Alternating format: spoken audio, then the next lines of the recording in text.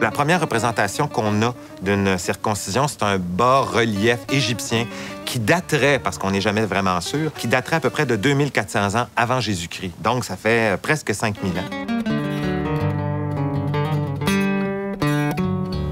Dès le départ, on voit que la circoncision, c'était vraiment pas évident et que c'est quelque chose d'extrêmement souffrant et que c'est probablement la raison pour laquelle, à un moment donné, on a décidé de faire ça à des gens qui peuvent rien dire, c'est-à-dire des bébés naissants.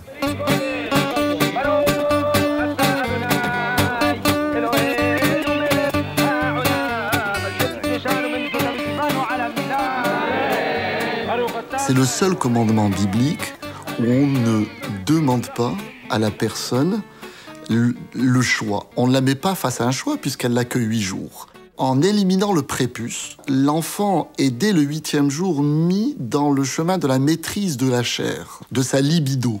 Et il est vrai que lorsque l'enfant devient adolescent, il y a des chatouillements qui se créent entre le prépuce et le gland. Et ces chatouillements incitent cet adolescent à des passions sexuelles où il aura du mal à se maîtriser. Parce qu'en permanence, il y a des chatouillements qui se créent, d'où le problème de l'onanisme. Vous savez, la masturbation, qui forcément va être conséquente de cela et qui peut, à la limite, créer des problèmes psychologiques chez l'adolescent.